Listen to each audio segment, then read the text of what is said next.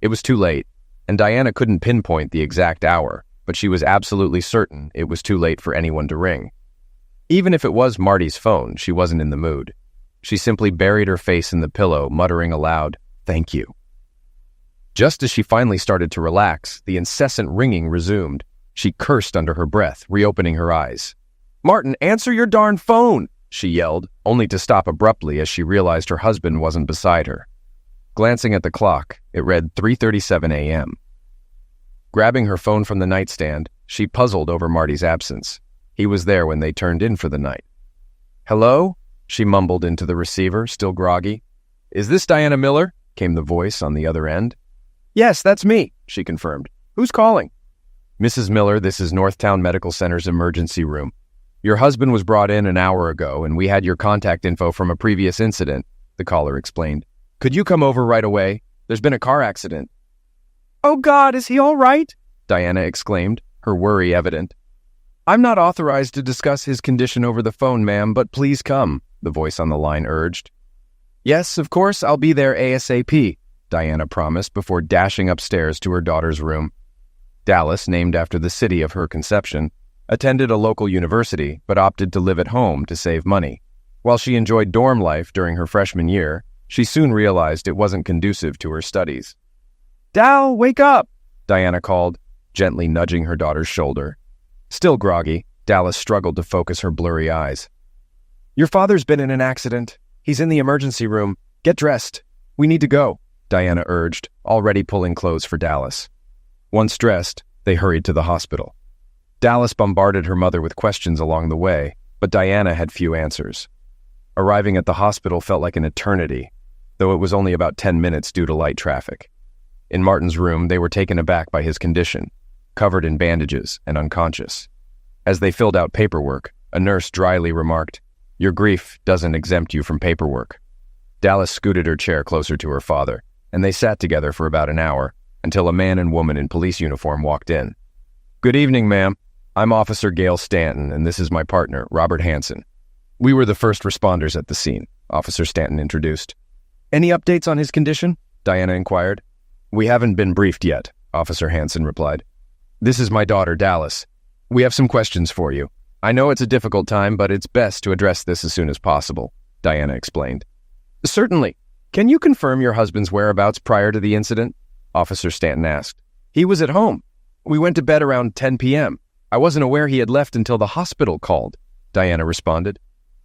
"Dallas, can you corroborate this?" Officer Hansen queried.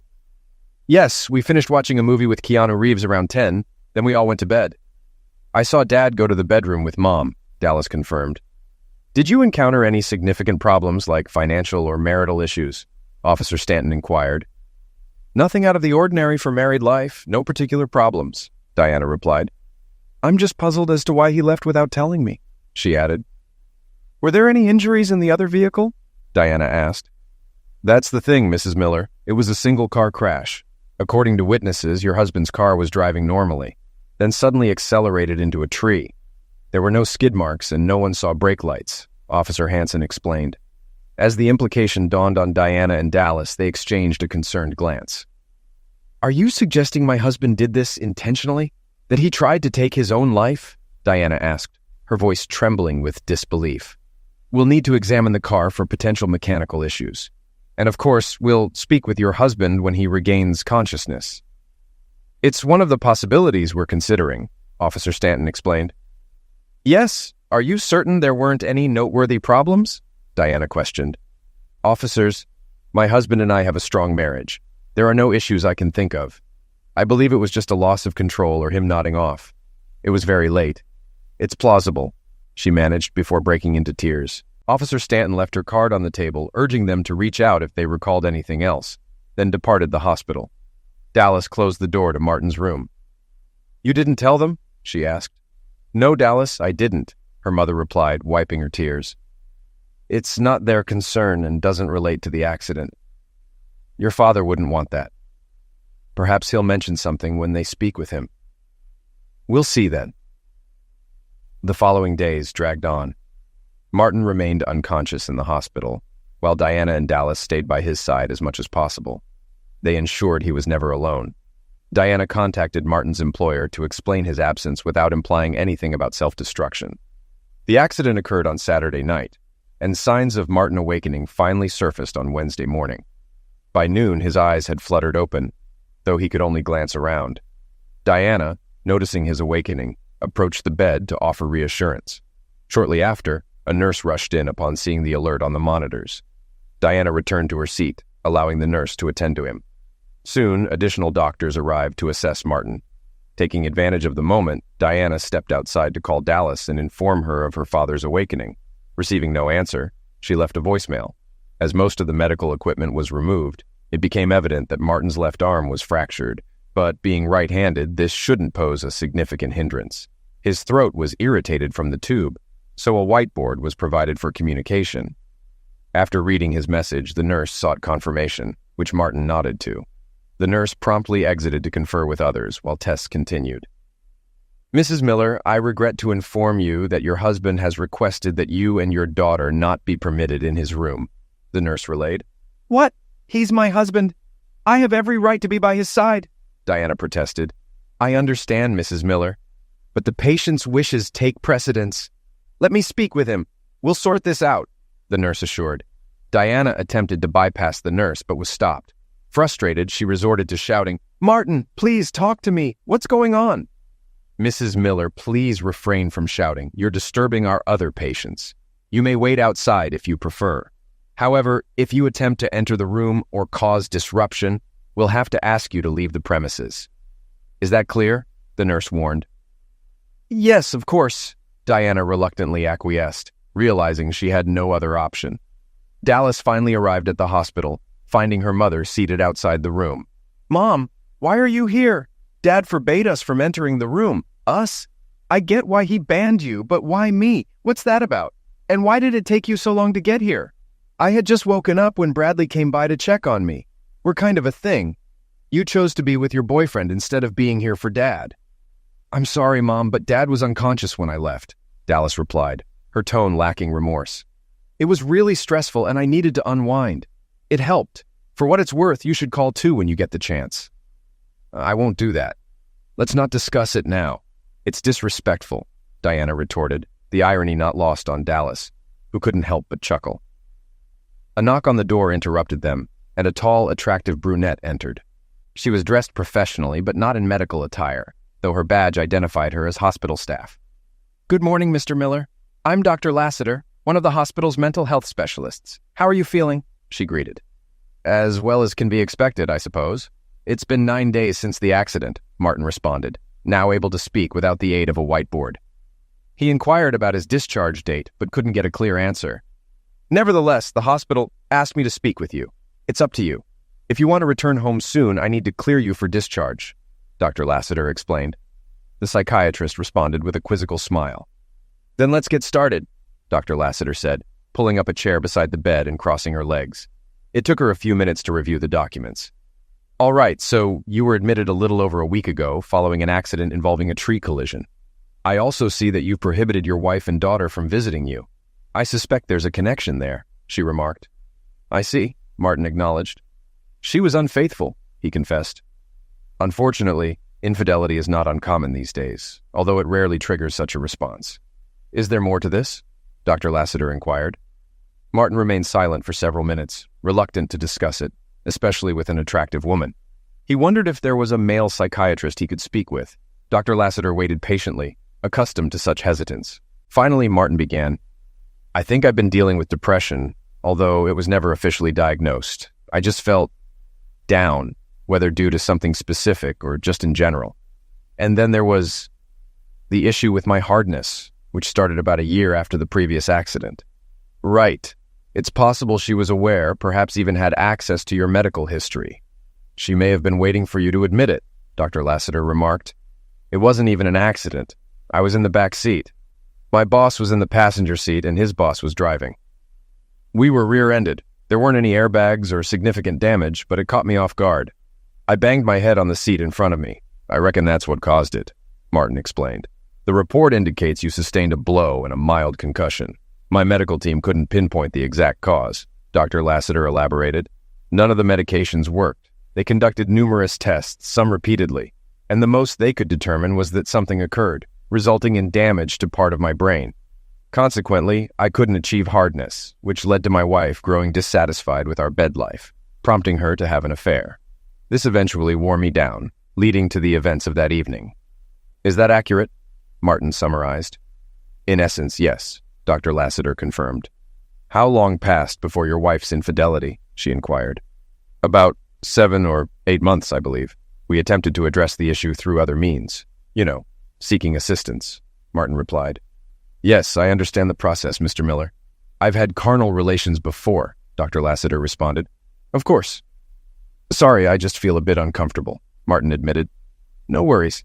Anyway, initially everything seemed all right, and we held out hope that my condition would improve. We even discussed spending entire weekends in bed enjoying ourselves. But alas, it never materialized. Eventually, it dragged on for so long that she decided to fulfill her needs elsewhere, Martin recounted. Did she discuss this with you beforehand? Dr. Lassiter inquired. No, I found out when I came home from work early, Martin replied. And not only was she with her lover, but my daughter and her boyfriend were there too, he added. Did they engage in group activities? Dr. Lassiter asked, a note of shock in her voice. No, thankfully. Diana and Bill were in the bedroom while Dallas and Brad were in the living room. That's how I discovered my wife's infidelity, and my daughter was aware and seemingly approved, Martin explained. That explains why your daughter was also excluded, Dr. Lassiter noted. Yes. Oh, and if I haven't mentioned it before, Bill is Brad's father. We knew him coincidentally as our daughter's boyfriend's father. Later, I found out it was our daughter who suggested Bill to her mother. It's another blow, Martin continued. Did you confront them? Dr. Lassiter inquired further. Not exactly. Perhaps if Dallas hadn't been present, I might have confronted Diana, but I had seen enough already. So, I left, Martin recounted. How did the conversation go afterward? Dr. Lassiter asked. Not as expected. She expressed regret that I found out, but made it clear that if I couldn't fulfill her needs, she would seek satisfaction elsewhere. She preferred a committed partner, as she put it, rather than being left alone to find someone new. Bill was single and shared similar needs. So he became her choice, Martin explained. Your reaction? Dr. Lassiter queried. What could I do? She was right that I couldn't engage in carnal activity. It wasn't her fault. So she did what she felt she had to, Martin concluded. What if, theoretically, she had discussed it with you beforehand? Would you have agreed? Dr. Lassiter posed the question. I've pondered that a lot. Part of me wanted to say yes because I loved her and wanted her happiness, but ultimately, I don't think I could agree to it. We made vows, we made commitments, including in sickness and in health. I couldn't betray that, so I couldn't fathom her betraying me. Obviously, she continued seeing him, Martin reflected. I'm unsure if she increased the frequency since I don't know how often they met before, but previously it was limited to when I was at work. Now it extended to weekend outings, including visits to the store, during which she clearly spent time with Bill, Martin recounted. That must have been challenging, Dr. Lassiter sympathized. Challenging? That hardly captures the situation. Yet again, I felt powerless. She deserved closeness, but I couldn't provide it. It was tearing me apart, Martin admitted. Tell me about the night of the accident, Dr. Lassiter prompted. The whole family watched a movie on TV. I kept my emotional pain to myself. In hindsight, it may have been a mistake, but I didn't want to burden Diana or Dallas. They exchanged goodnight kisses while I received a simple night from Dallas. It was then I realized she had lost all respect for me as a father and a man. I could hardly blame her, as I didn't respect myself either. I prepared for bed, as usual. Diana did the same. Every night, the same routine, Martin recounted. I waited until Diana was asleep, then got dressed, grabbed my wallet and keys, and went upstairs to peek into Dallas's room. She was asleep. I blew her a kiss and bid farewell. I got into my car, knowing there were airbags, but convinced that if I hit hard enough, they wouldn't matter. I had no specific plan, just aimlessly drove around the area. Passing by the large oak tree, I realized there were no obstacles and a direct path. On a second pass, I headed straight towards it, Martin concluded, both he and Dr. Lassiter sitting in silence as they processed the harrowing tale. Finally, the doctor broke the silence. Mr. Miller, I want to express my gratitude for your openness and honesty. It's quite rare. I'll let you rest and reflect on what you've shared with me. Would it be all right if I returned tomorrow? She asked. I'm not planning on going anywhere, he replied sarcastically. They shook hands, and Dr. Lassiter exited the room. Martin retrieved his cell phone, left at home that fateful night, and later brought by Diana. Despite her protests, he answered several messages and emails, informing his boss of the latest developments, before closing his eyes in an attempt to sleep. Back at home, Diana struggled to maintain composure. She had initially believed Martin was accepting of her relationship with Bill, seeing it as a gesture of love. However, doubts crept in as she reconsidered the incident. She no longer dismissed it as an accident and feared police inquiries regarding her affair with Bill. While extramarital affairs weren't criminal, she worried about potential implications for Martin's case. Perhaps the authorities concluded it was a self-destruction attempt and closed the case. Yet she couldn't recall Martin expressing indifference towards her affair. Moreover, she refused to accept a life of celibacy due to someone framing her husband's boss. Upon Martin's return, Diana resolved to be more attuned to his emotions and to maintain boundaries with Bill. However, she remained determined not to abandon her relationship with him. The following morning, as promised, Dr. Lassiter arrived. Marty noticed the subtle changes in the doctor's attire. However, he still felt withdrawn. "How are you feeling this morning, Mr. Miller?" she inquired. "Not much different from yesterday, Doc," he replied. "Ready to head home?" she asked. "I suppose, but ultimately it's up to you," he responded. "Partially, yes. However, you're required to stay for 72 hours by state law. The countdown began with our conversation yesterday, so you've got at least 2 more days," Dr. Lassiter explained. "That's all right, Doc. At least the food here isn't terrible," Marty joked, and they shared a laugh. "An oldie, but a goodie," Dr. Lassiter remarked. "I'm glad to see you're able to joke," she added. "Me too. It's been a while, months even, since I felt like myself. I used to be quite the joker, sometimes getting on Dallas's nerves," Marty reflected. "Have you had any other troubling thoughts? Any more dark places in your mind?" Dr. Lassiter inquired. "No, Doc, that's not the case. I spent a year feeling pretty down, but lately it's been more about anger and disappointment. Disappointed in Diana and Dallas, especially Diana, but mostly disappointed in myself for not standing up for myself, for not making it clear to my wife that her actions were unacceptable," Marty admitted. "Do you plan to take a stand now?" Dr. Lassiter asked. "Absolutely. While I'm tempted to just file for divorce, I have to acknowledge my role in letting things escalate. But if Diana agrees to end things with Bill, then I'm willing to seek counseling and try to mend our marriage," Marty declared. "I admire your determination, Mr. Miller. Such a quick turnaround is rare," Dr. Lassiter acknowledged. "I had a lot of time to think while lying here before our meeting. I appreciate you giving me the chance to express myself, to confide in someone. It helped me sort through my thoughts," Marty said gratefully. "Excellent, Mr. Miller, simply excellent. In that case, I'll wrap things up for today. I'll check in with you one last time tomorrow, but I see no reason why you can't be discharged as scheduled," Dr. Lassiter concluded. "Looking forward to it, Doc," Marty replied. Diana and Dallas were waiting to pick him up upon his release. If he aimed to initiate change, he needed to begin by behaving as though change were imminent. The airbags proved surprisingly effective, surpassing Marty's expectations. However, the worst aspect was the concussion, necessitating ample rest in a dimly lit room. With the TV off and soft music playing, his wife and daughter doted on him. Everything seemed fine until Diana mentioned the need for shopping. "No," Marty responded calmly. "What?" Diana retorted, puzzled. "Marty, there are items we require, including your healing creams. Make a list for Dallas. She can handle it," she insisted. "Why drag me into this, Dad?" "Besides, I've made plans with Bradley," Dallas interjected. "Then you'll have extra incentive to expedite the shopping, won't you, Diana? Make the list," Marty asserted. "This is absurd, Martin. You can't just come home and upend everything. Dallas has prior plans and I'm going to the store. End of discussion," Diana protested. "Do you take me for a fool, Diana?" Marty challenged. "Fool? No, Marty, never. Why would you say that?" Diana responded. "Do you think I'm oblivious to these shopping trips serving as a pretext to see Bill? I've never forgotten to return home with groceries," Marty asserted. "Yes, and it's a convenient cover, but you've been away too long. Moreover, I can see it in you, in your eyes when you avoid mine, in your attire that seems off, in your makeup that's not quite right. It's always a bit different." "At least you've been spending time with Bill, and that's over now," Marty declared. The shock was evident in Diana's eyes, and Dallas felt a newfound respect for her father. "Marty, please, we've already discussed this. I'll make an effort to be more cautious. It appears I've grown a bit lax in my meetings. Nonetheless, I won't give up on them. I have a right to a personal life, and I intend to have one." So our vows meant nothing? To stand by each other in sickness and health? Well, this is part of the sickness. You don't abandon others. But you'll stop seeing Bill right away. We'll seek counseling to mend our marriage, or else I'll call a divorce lawyer on Monday, Marty declared firmly. You won't do this, Martin Miller. Don't you dare threaten me. If I could be physically engaged with only you, I would. But circumstances won't allow it. It's not my fault. I didn't cause the accident. I wasn't even involved because I had nothing to do with it.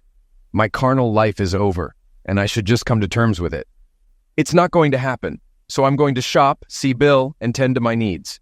If you want to discuss it later tonight, we can. But don't think for a moment that you can dictate what I can or cannot do, Diana declared before storming out, slamming the door behind her, rattling the windows. The ensuing silence was heavy. Father and daughter exchanged a glance, then Marty retreated to his bedroom. For the first time, Dallas Miller fretted over her family's future, particularly her parents' marriage. Dad never truly confronted Mom, but nothing this serious had ever occurred between them. Deciding it was their issue and she couldn't intervene, she composed herself and went to meet Bradley. Some part of Diana secretly hoped Marty wouldn't recover because she wasn't certain she could break things off with Bill. Bill was assertive. Bill was forceful. He didn't consider whether his actions suited her. He simply acted. As darkness fell, Dallas returned home to find her father resting in his room. A faint glow emanated from the bathroom where the light was on and the door slightly ajar. She realized her father desired some illumination, but none of the room's lamps emitted such a subdued light. Dad? He remained facing away from her but responded. Dallas, I'm sorry. This piqued his interest, prompting him to sit up in bed and turn to find his daughter quietly weeping in the doorway. What's wrong? He had ceased using the affectionate nicknames he once called her after discovering she aided her mother in finding a partner, feeling unsure about it. Despite her tears now, he couldn't shake the feeling that it was all orchestrated. Dallas moved closer until she stood at the foot of the bed. I'm sorry for what I did. I just wanted to help Mom. She was so upset about what you went through and that you couldn't... Their eyes met briefly. Well, you know what I mean. And Bradley's dad had been going through a similar situation since Mrs. Coyle passed. Bradley says his dad always talks about how much he misses her, especially nearby. I thought they could support each other. I never thought about how it would affect you. Is that what you did that night? Marty was taken aback by his daughter's sudden confession. It might have been a ploy, but he had to take her words at face value. If he was fooled, hurt, deceived again, then so be it. Mostly, yeah. I guess I was pretty down because I couldn't... Well, you know. Father and daughter shared a fleeting smile. But it's over now, Dally. I won't let it happen again. I hope not. I need you. Are you going to divorce Mom? I haven't decided yet, honey, but unless she stops seeing Bill, I don't see any other outcome. But keep this between us. She needs to change because she wants to, not because she's forced to. Okay, Dad. I'll head upstairs. Oh, I broke up with Bradley tonight. Marty tried to suppress a smile. He hadn't particularly cared for the boy, so this news surprised him, especially considering Dallas seemed to have a crush on him or even be in love. Why? Marty inquired, intrigued by this development. Because, Dallas started, then paused to reflect. Because my dad once told me he wasn't good enough for me, and I finally realized he was right. I finally saw that my dad was right about a lot of things. A smile spread across Marty's face as he realized his daughter had matured significantly today. Dallas approached her father, embraced him, noting it was the first hug they'd shared in a long while. They pulled apart, exchanged smiles. Then Marty watched as Dallas quietly left the room, heading upstairs until he heard the click of her bedroom door. He heard Diana's cheerful voice as she locked her car. The warm feelings he had just experienced vanished instantly. He lay back down, closing his eyes. Shortly after, Diana entered the bedroom. She'd showered at Bill's, and Marty commented it was better for her to return smelling fresh rather than of lovemaking. Could you lend a hand with the groceries, please? Did you get everything on the list? Marty joked, taking a seat. Yes, Marty. I said I was going grocery shopping, and I did. Marty unloaded the bags from the car onto the counter. He noticed there were no perishables. Glancing at the receipt, he saw she'd left the store almost 2 hours ago. I went shopping first, then I visited Bill. Despite anticipating it, the sight before him still stung. After unpacking, Marty retreated to the bedroom, pondering whether it was worth reopening the conversation. It seemed futile. Diana had made her intentions clear, leaving him to consider his next move. Change was imperative. "Need to talk some more?" Diana inquired, her tone suggesting it might not be productive. "No, Diana, your stance is crystal clear." Her expression softened, revealing her love for him. He was her confidant, her favorite companion. She believed her pursuit of carnal fulfillment, given the circumstances, shouldn't pose an issue, hoping he'd eventually agree. With a nod, Diana headed to her closet, contemplating rekindling closeness with Marty, but not tonight. By the time she prepared for bed, Marty appeared to be asleep, or at least he put on a convincing act. The divorce proceedings were turbulent. Diana seethed with anger. When the papers arrived, Marty ensured they were delivered home, opting to be with Dallas. Taking up residence in the upstairs guest room next to Dallas's, Diana vehemently opposed the divorce. She retained a highly aggressive attorney who pursued every avenue, even attempting to declare him mentally unfit due to a supposed self-destruction attempt. Anticipating such tactics and believing it prudent, Marty commenced counseling the same week the legal proceedings began. The psychologist he consulted was renowned, and his testimony certifying Marty's mental stability swayed the judge. While the legal battle could have dragged on, Dallas intervened just as Diana seemed poised to escalate matters. Dallas firmly reminded her mother that her actions contradicted their family vows and obligations. Despite life's unfairness, she emphasized the importance of standing by her husband through thick and thin. Dallas warned that further resistance would irrevocably strain their mother-daughter relationship. Confronted with the prospect of losing both her husband and daughter, Diana relented, withdrawing her opposition to the divorce. Their house was sold, with Marty consenting to alimony for a specified period, a concession he knew the court would mandate anyway. Diana secured a 2-bedroom apartment close to her workplace, eventually returning to full-time employment 8 months post-divorce. The dissolution left her embittered, particularly when Bill ended their relationship, revealing his involvement with other women. Diana's allure waned once she was no longer married. Meanwhile, Dallas pursued her education, dividing her time between both parents. Over time, Diana adopted a sufferer mentality, persistently blaming Marty for the divorce. Once more, when Dallas overheard her mother's remark, "If only he were more understanding," she snapped back. "Did you even consider Dad?" Around 10 p.m. on a Friday night, Marty stepped into the dimly lit club, seeking an escape from home. He simply sought a brief, enjoyable diversion. A couple of drinks and perhaps some dancing were all he had in mind. Settling onto a bar stool, he ordered a rum and coke. Sipping his drink, he scanned the crowd and noticed a woman at the far end of the bar who seemed familiar, though he couldn't quite place her. A nearly empty wine glass sat before her. Her dark brown flowing hair and revealing dress caught his attention. Straining to recall, Marty suddenly remembered. A faint smile touched his lips as he picked up his drink and approached her. Just as he drew near, she glanced up. "Dr. Lassiter," he said. She met his gaze, studying his face for a moment, but initially showed no sign of recognition, making Marty question his memory. "I leave Dr. Lassiter at the hospital. Out here I'm Vicky, but I'm afraid you have the upper hand. It's been a while, and I'm sure you interact with far more patients than I do with exceptional psychologists. Names stick with me better than faces." "Test me. Martin Miller," he challenged. Vicky pondered the name briefly, and Marty patiently awaited her response. Observing her closely, he almost believed he could see the light bulb flicker in her mind. "Ah, Mr. Miller, a cheating spouse and a rather sudden encounter with a tree, if memory serves." "You're spot on. It's surprising we've only spoken twice, nearly a year. No, almost 2 years ago. It's chance." "Won't you join me?" Marty settled in, signaling for the bartender to refill their glasses. "Thanks, I'm game." "So what brings you out tonight, seeing someone special?" Marty inquired.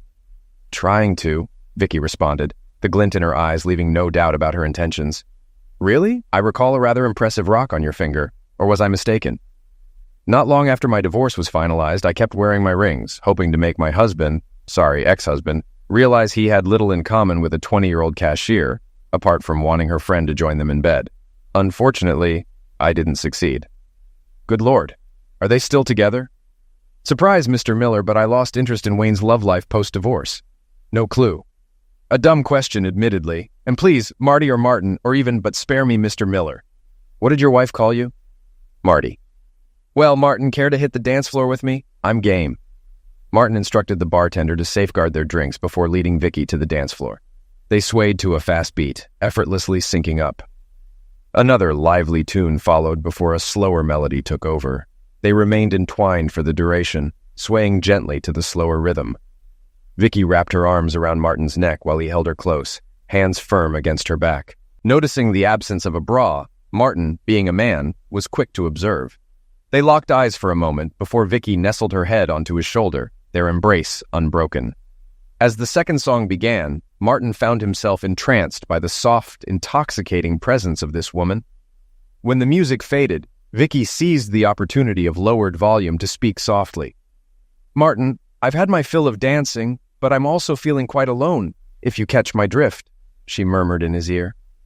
"How about I take you home and we address that?" Martin grasped her hand and guided her back to the bar, settling the tab and informing the bartender they were finished. The lack of surprise from the bartender suggested Vicky had arrived by Uber. They made their way to Martin's car, and he drove them to his apartment. "Vicky, perhaps I should have asked earlier, but how much have you had to drink?" "I only had 1 glass of wine at the bar." "When you first arrived?" "Just making sure, because I don't take advantage of intoxicated women." "Don't fret, Martin." Arriving at his underground garage, they rode the elevator to his floor, Vicky clinging to him the entire time, stealing passionate kisses along the way. As soon as they entered his apartment and the door shut behind them, Vicky swiftly removed her dress. "Oh, Vicky, you look absolutely stunning." "Thank you, Martin. But are you just going to admire?" "I hope not." "Then lead me to your bedroom." Martin took her hand and guided her down the hallway, thankful that Dallas was visiting her mother that weekend. "I hope you have contraceptives." Martin did indeed have a few stashed in his bedside drawer, which he retrieved and placed on the nightstand. After over an hour of passionate lovemaking, they finally came back to reality. Martin lay on his back, with Vicky snuggled up to his left side. They weren't quite asleep, but were in that serene state between wakefulness and slumber. Martin felt rather than saw Vicky lift her head. "Martin, I just recalled the issue of erectile dysfunction in your story. Did that ever get resolved?" "Thankfully, it's no longer a problem." "What happened?" "Well, a couple of months after the accident with the oak tree, I began to feel a tingling sensation, as if a paralyzed limb were starting to recover. This sensation persisted for several weeks." "Were you still married? Did you discuss it with your wife?" "Technically, yes, we were still married, but we had been living apart for a while. And no, I didn't discuss it with her. It didn't seem relevant. Over the following months, I started experiencing morning hardness more frequently, even during the day. After about 8 or 9 months, everything returned to normal." "What did the doctors say?" "They couldn't provide a definitive answer. Despite numerous tests and scans, they couldn't pinpoint any specific cause. Ultimately, they attributed it to a peculiarity of the brain. They speculated that the impact from the tree might have somehow resolved the issue, but it remains uncertain." "Well, I guess I'm fortunate. Would it be all right if I stayed the night?" "All right. Are we planning to have another round in the morning and then grab breakfast together?" As they settled in for the night, Martin had one more question. "Vicky, do you feel ready for a serious relationship?" There was a prolonged silence, and Martin worried he might have overstepped, fearing she might bolt out of bed and request a ride home. Her attraction to him was undeniable, and it wasn't solely based on physical allure. She possessed intelligence, and he enjoyed her company. While it wasn't love yet, she was the first woman he had seriously considered after his divorce. "Can we discuss this in the morning?" "Of course. Good night, Vicky." "Good night, Martin." Vicky woke up before Martin, finding him in peaceful repose, so she decided to let him sleep. After using his shower, she headed to the kitchen to prepare breakfast. Martin's question from the previous night caught her off guard. It wasn't that she lacked attraction to him, but she had been focused on enjoying the moment. For months, she had convinced herself that she didn't need a man in her life, which was partially true. With a good job and supportive friends, she was content. However, if she were entirely honest with herself, she longed for companionship. But how would a decent man react once she shared her truth? Martin was roused from sleep by the aroma of something cooking. He stumbled into the kitchen to find Vicky wearing his shirt from the previous night and sporting the apron he kept in his closet. "I was planning to invite you for breakfast, but it seems a bit late now. How about you invite me for lunch? Go get a quick shower and breakfast will be ready in 10 minutes. Martin joined Vicky in the kitchen just as she was setting up plates. On the table sat an omelet, a couple of sausages, and a piece of buttered toast. "I didn't realize I had sausages in there." "They were in the freezer. Hopefully they're still good." Martin took a bite and complimented the meal. Breakfast itself passed relatively quietly, with Martin taking on the task of cleaning the kitchen since Vicky had kindly prepared the food. They engaged in casual conversation until they finished, and once everything was loaded into the dishwasher, Martin turned to Vicky. "Are you ready to talk?" "Mostly." "Listen, Vicky, I don't want to complicate things or intrude on your life. If you're only interested in a casual encounter, that's okay. You don't owe me anything." "I understand. There's something I need to tell you. Can we discuss it in the bedroom? I'll feel more comfortable there." They held hands and moved to the bedroom, sitting on the bed facing each other. Vicky squeezed Martin's hands tightly. "Martin, although we only met last night, I think you're a wonderful person, and I genuinely like you. But there's something important you should know. I mentioned that my husband left me for a younger woman, which is true, but it's not the whole story. The main reason he left was because I can't have children. He wanted a family of his own and couldn't accept adoption as an alternative. He saw our inability to have biological children as a failure on my part. I'm in my 40s with an adult daughter. While I wouldn't mind having children, it's not a deal breaker for me. Good to know. Another thing I feel it's important for you to understand, well, at least I want to be honest about it. It's something I'm not proud of. After the divorce was finalized, I went through a rough patch. I was grappling with my age and the fact that my husband left me for someone much younger. In case you're curious, I'm 37. I was curious, but I wasn't going to ask. They both shared a slight chuckle. I also felt, well, incomplete, I guess is the best way to put it. Honestly, I didn't feel like much of a woman at all. How can you feel like a woman when you can't have children? I know what you're thinking, but that's exactly how I felt at the time. So I decided to reclaim my femininity. If I couldn't define it through motherhood, then I was determined to define it in other ways. I engaged in casual encounters, mostly with strangers, but there were many of them. I adopted the alias Angela and never turned down an opportunity when I felt like it. This continued for several months until I realized it was self-destructive and sought therapy. Even then, I continued, albeit less frequently, until I reached a point where I could put an end to it. "Wasn't that what you were up to last night?" Martin asked cautiously. He didn't want to come off as judgmental, just genuinely curious. But there was no denying that last night she was on the prowl. She was unmistakably a cougar. "Yes, that's right. As a woman, I have needs, and sometimes I go out to fulfill them. But now, I'm more selective about who I choose. There have been many nights when I ended up going home alone and, well, taking care of things myself. I suppose I should be grateful I passed the test." "Of course, Martin. I genuinely enjoy our time together. And to answer your question, I'm keen to explore more, but I want to be transparent about my past experiences. I actually got tested recently and fortunately came out clean, which was incredibly fortunate. I'm not on birth control, but I can provide a note from my doctor if you need confirmation. Assuming you're open to it, I suggest we both get tested and commit to being exclusive." Martin sat in silence for a few moments, processing her words. Vicky waited anxiously but patiently.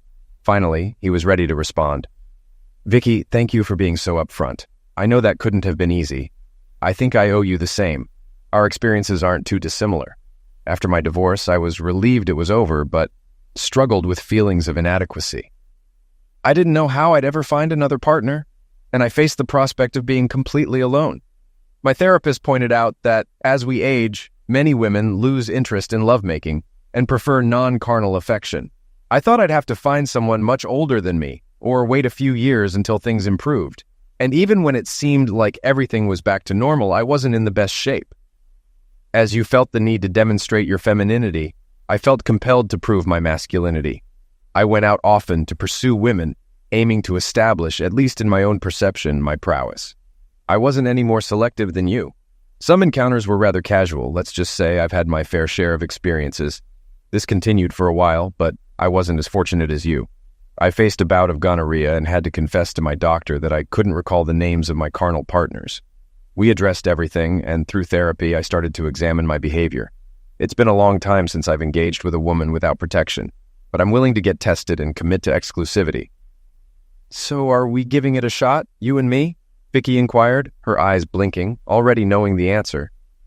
"I suppose so," Martin responded to this rhetorical question. Martin's stash of contraceptives had been depleted by lunchtime. The inevitable encounter with Diana happened approximately 3 months into Martin and Vicky's relationship. Their bond was strong, and Vicky got along well with Dallas. Although they each had their own homes, they spent every night together, hinting at a more permanent commitment. They decided to visit a club catering to a mature crowd, with a DJ spinning tunes and a layout that facilitated conversation. Martin and Vicky enjoyed their evening. However, Vicky was caught off guard when Martin's smile suddenly vanished, his gaze shifting past her. Curiously following his line of sight, she spotted Diana. Martin and Diana locked eyes almost simultaneously. Martin's expression turned neutral, while Diana's face twisted into a smirk as she approached their table. Despite the passage of time, Diana remained bitter after the divorce. She still believed she hadn't done anything truly wrong, aside from perhaps lacking discretion. However, engaging in extramarital affairs due to her husband's shortcomings wasn't something she viewed as erroneous. As she neared the table, her intention was far from amicable. "Marty, how delightful to see you," Diana remarked with unmistakable sarcasm. "Diana, Vicky, this is my ex-wife, Diana," Martin introduced, though he would have preferred not to. "Pleased to meet you, Diana. I've heard quite a bit about you," Vicky offered. "Well, I haven't heard a single word about you," Diana retorted bitterly. "We're divorced, Diana. It's been over a year. My life is no longer your concern. Now, if you'll excuse us," Martin interjected, implying that he wanted his ex-wife to leave them alone. "Of course, Martin. I wouldn't want to intrude on your date, but, Vicky, there's something you should know," Diana interjected. "And what might that be?" Vicky inquired, glancing at Martin before turning back to Diana. "You probably don't want to mess with him. We got divorced because he couldn't perform." Martin observed Vicky closely, awaiting her response while Vicky struggled to suppress a soft chuckle. She turned to Martin, raising an eyebrow. "Is that true? I don't recall you mentioning that." Martin simply shrugged, leaving it to Vicky to handle. Diana believed she had the upper hand, thinking she had disrupted Marty's relationship just as he had done with her and Bill. She relished the moment. However, her satisfaction was short-lived. Well, that's fortunate because if what I was writing last night wasn't aroused, then a real hardness would likely finish me off. Diana's smile vanished instantly. Vicky and Martin exchanged glances that subtly mocked Diana's feeble attempt to create a rift between them, leaving Diana looking perplexed. "Wait, what is she talking about?" Vicky asked. "Marty, you're not saying that everything's functioning now, are you?" Martin responded. "It appears that during infrequent visits, Dallas didn't keep her mother updated on Martin's personal life," Vicky explained. "Diana, you're still as sharp as ever," Martin added. "Just like old times," Vicky chimed in. "But how is this even possible? Did doctors find a cure?" Diana pressed, growing more excited. Martin and Vicky remained silent, allowing Diana's agitation to escalate further. "Come on, Marty. This issue ended our marriage. I think I deserve to know what was wrong," Diana insisted. The smile faded from Martin's face. "Firstly, Diana, it was your actions that ended our marriage, not my condition. You made the choice to do what you did, not me. Secondly, you don't deserve to know anything. We're divorced, and my personal matters are just that. Personal. Please, Marty, you can attribute our breakup to my choices all you want, and I can't argue with that, but I wouldn't have done what I did if everything was normal," Diana countered. "All right, Diana, it just happened. The doctors believe that whatever the issue was, after my first accident, it simply needed time to heal. If you had been patient and stood by me through my illness, as our vows stated, we'd still be married." Diana was stunned, her mouth agape as she struggled to find words in response to the shocking revelation. "I can't believe this. It's like fate is against me," she exclaimed. "He's just upholding the vows," Martin muttered. Curious, Diana's eyes gleamed as she inquired, "What was it?" "Nothing. It doesn't matter now. You know the truth. Could you please give us the rest of the evening?" Martin requested. After a thoughtful pause of about 30 seconds, Diana met Martin's gaze with a contrite expression. "You're right, Marty. I owe you an apology. My actions were selfish and short-sighted. I should have been stronger. I destroyed a good marriage. I'm truly sorry," she confessed. With that, Diana left not only their table, but also the club itself. Martin and Vicky watched her departure, feeling a twinge of pity for her. Martin then turned to Vicky. "Let's dance, my love." 6 months later, Martin and Vicky tied the knot.